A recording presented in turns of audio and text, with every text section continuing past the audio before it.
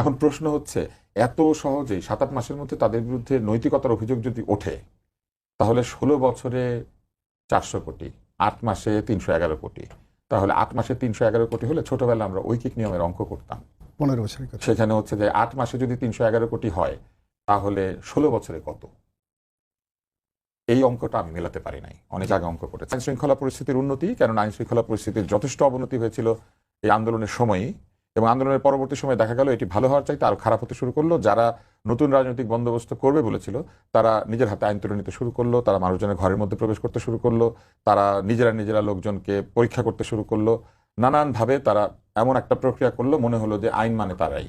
এবং একটা অদ্ভুত শব্দ বাজারে চলে এলো, মব জাস্টিস। মব কখনো জাস্টিস না, জাস্টিস হচ্ছে সুবিচার। মব কি করে জাস্টিস করে, তাই না? সন্ত্রাস হতে পারে। হ্যাঁ, মব এক ধরনের সমস্যা, মব কিন্তু কখনো সুবিচার না। কিন্তু আমরা দেখলাম যে মব জাস্টিস শব্দটাকে যেন বলে দিলেন, এবং তারপরে শুরু হয়ে গেল এটা মব জাস্টিস। এইটা ভয়ঙ্কর, কারণ কে কাকে কোথায় কি কারণে দোষী করছে, কিন্তু এই নিয়ে আমরা সরকারের কোনো সুস্পষ্ট অবস্থান দেখতে পেলাম না।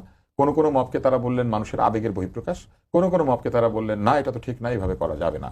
যারা মব, তারাই আবার কারো বাসায় ঢুকে বললো আমরা মব থেকেই বাসাকে উদ্ধার করতে এসেছিলাম। সারা বাংলাদেশে কোনো বাসায় তারা মব থেকে কাউকে উদ্ধার করতে যায় নাই, শুধু গাজীপুর একটা বাসায় ঢুকে পড়েছিল মব থেকে বাসাটাকে বাঁচাতে। ফলে মানুষ হলো কি দ্বিধাদ্বন্দ্বে পড়ে গেল, মানুষ কনফিউজড হয়ে গেল। এরপর আসলো দ্রব্যমূল্য। রমজান মাসে মূল্য বেশ কমে যাওয়াতে লোকে বলতে শুরু করলো এই যে দাম কমে গেছে, আর বাড়বে না। আপনি রমজান মাসের পরেই তাকিয়ে দেখতে পাচ্ছেন যে দাম বাড়তে শুরু করেছে। শীতকালে শীতের সবজির দাম কমে, এটাই স্বাভাবিক। কিন্তু আমি দেখলাম যে বাঙালিদের এত বছরের সেই জ্ঞান ভুলে গেল যে শীতকালে শীতের সবজির দাম কমে না, এটা নাকি বাড়তো। যাই হোক, এরপর হচ্ছে বিনিয়োগ এবং বাণিজ্য। বিনিয়োগ এবং বাণিজ্যের বেলা যেটি ঘটলো, ভঙ্গুর অর্থনীতি, ব্যাংকগুলিতে টাকা নাই, সেই টাকা ফেরত এলো না। আমরা দেখলাম বিনিয়োগের জন্য টাকা না এসে কি হলো জানেন? এসালামের চুরি করে রেখে দেওয়া ব্যাংক, সেই ব্যাংকগুলিতেই 22,000 কোটি টাকা ভরা হলো। এবং একজন এসে বললেন যে এটা একটা তত্ত্ব, চৌবাচ্চার একদিকে ফুটা থাকলে সেখান দিয়ে যদি ঢুকিয়ে দেওয়া হয়, আরেক দিক দিয়ে যদি বের হয়ে যায়, তাহলে চৌবাচ্চার মধ্যে যা ছিল তাই থাকবে, সবকিছু ঠিক থাকবে। এই তত্ত্বটা আমরা পরে দেখতে পেলাম না, এটার জন্য একটা নোবেল পাওয়া উচিত। এবং তারপরে স্বচ্ছতা আমরা আশা করলাম যে সব কাজ স্বচ্ছভাবে হবে, কিন্তু আমরা দেখলাম তরুণরাই তদবির করতে শুরু করেছেন। যে তদবিরের বিরুদ্ধে তারা ছিলেন, তারা বলেছিলেন যে তদবির করা যাবে না, তদবির হচ্ছে মেধার বিপরীতে, তদবির হচ্ছে কোটা এক ধরনের, তদবির হচ্ছে পক্ষপাতিত্ব, নেপোটিজম। আমরা দেখলাম যে তরুণরা একের পর এক তদবির করে লোকজনের চাকরি তৈরি করে দিচ্ছেন। এটা তো মেধায় পাওয়ার কথা ছিল, এই চাকরিটা তদবিরে কেন হবে? তখন তারা বললেন যে না, আমরা বিভিন্ন ত্যাগ স্বীকার করেছি, এই ত্যাগের জন্য আমাদের এটা প্রাপ্য। তাহলে এই ত্যাগের জন্য যদি প্রাপ্য হয়, তাহলে আগের ত্যাগের জন্য সেটা প্রাপ্য ছিল, তাহলে আগের লোকদের কোটা বাতিল করে নতুন ত্যাগের জন্য নতুন কোটা, পুরনো ত্যাগগুলি বাতিল, এইটাই কি নতুন বন্দোবস্ত? মানুষ বিব্রত হতে শুরু করলো। এবং তারপর দেখা গেল ব্যক্তির প্রতি বিদ্বেষ কিংবা রাজনীতির প্রতি বিদ্বেষ মালপত্রের উপর বিদ্বেষ হয়ে দেখা দিল। কারো জুতা নিয়ে নিচ্ছে, কারো জিনিসপত্র নিয়ে নিচ্ছে, কারো দেয়াল ভেঙে দিচ্ছে, কারো বাড়ি ভেঙে দিচ্ছে। এইটা তো মানুষ আশা করে নাই। এবং এই জায়গা থেকে যে ঘটনাটা ঘটলো, এগুলি যারা করবে, তারা যদি নতুন রাজনৈতিক বন্দোবস্তের কথা বলে, মানুষ তখন এই বিষয়ে আস্থা পাবে না। ফলে এখন যেটা তৈরি হয়েছে সেটা হচ্ছে মানুষের এই পুরো প্রক্রিয়াটার উপরে আস্থা দ্রুত কমে যাচ্ছে। এবং সংস্কার যখন বলা হলো, তখন দেখা গেল পৃথিবীর সকল বস্তু সংস্কারের দায়িত্ব তারা নিয়েছেন। আমি আপনাকে একটা ছোট্ট কথা বলি। একটা সংস্কার প্রস্তাব এসেছে, নারী বিষয়ক সংস্কার প্রস্তাব। এটা আমি পড়তে গিয়ে প্রথমে হারিয়ে গেলাম, কারণ এত পৃষ্ঠা। সেখানে তারা প্রস্তাব করেছেন যে নারীর অধিকারের জন্য স্থানীয় সরকার নির্বাচনকে মূল নির্বাচন অর্থাৎ জাতীয় নির্বাচনের আগে করতে হবে।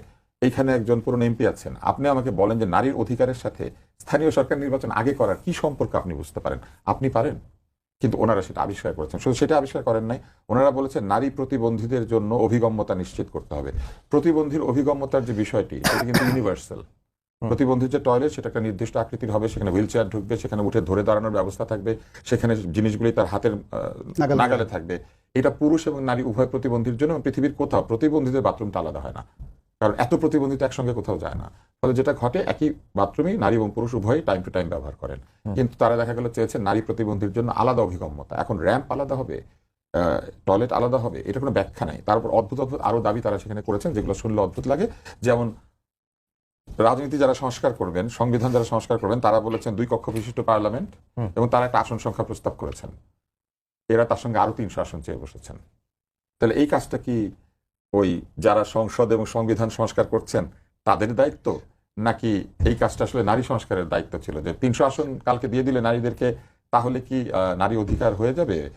এবং এই 600 লোকের বসার জন্য ব্যবস্থা করতে হবে, সংসদ ভবনটাকে দ্বিগুণ আকৃতির হবে।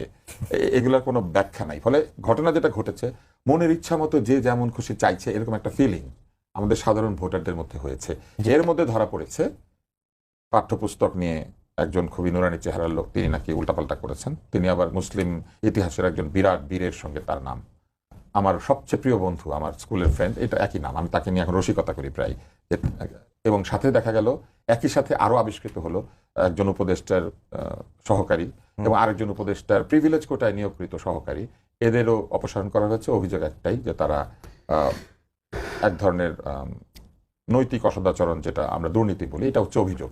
এখন প্রশ্ন হচ্ছে, এত সহজেই 7-8 মাসের মধ্যে তাদের বিরুদ্ধে নৈতিকতার অভিযোগ যদি ওঠে, তাহলে 16 বছরে 400 কোটি, 8 মাসে 311 কোটি, তাহলে 8 মাসে 311 কোটি হলে ছোটবেলা আমরা ঐকিক নিয়মের অঙ্ক করতাম 15 বছরের কথা। সেখানে হচ্ছে যে 8 মাসে যদি 311 কোটি হয়, তাহলে 16 বছরে কত? এই অঙ্কটা আমি মেলাতে পারি নাই, অনেক আগে অঙ্ক করেছি। আপনি নিশ্চয়ই বুঝতে পেরেছেন, উনি যেরকম বিরক্ত, আমিও বিরক্ত। এবং আরেকটা বিষয় আছে, পরিমণি নিয়ে একটা কথা বলতেই হবে। সেটা হচ্ছে যে পরিমণি হচ্ছেন কি জানেন? এটা হচ্ছে ডাইভার্সন। মানুষ যখন অনেক হতাশ হয়ে যায় না, তখন মানুষ এটা দেখে। আমরা ছোটবেলায় 3 স্টুজেস দেখতাম, যে 3টা আসে, মাথার মধ্যে হাতুড়ি দিয়ে বাড়ি দেয়, হ্যাঁ হ্যাঁ হাসি। পরিমণি একটা চমৎকার ডাইভার্সন, আমাদেরকে এগুলো ভুলিয়ে দিয়ে সে এখন তার বুয়া যে তার মানহানি করেছে, এইটা সে এখন তুলে ধরেছে। তখন আমাদের মাথায় আসে যে তার বুয়া তার মানহানি করেছে, এই জন্য মামলা হতে পারে। কিন্তু সে যে একটা বোট ক্লাব নামে একটা নৌকা ক্লাবের মধ্যে ঢুকে পড়ে যে সে একটা অদ্ভুত কাণ্ড কারখানা করেছিল, তাতে কিন্তু কারো মানহানি হয় নাই।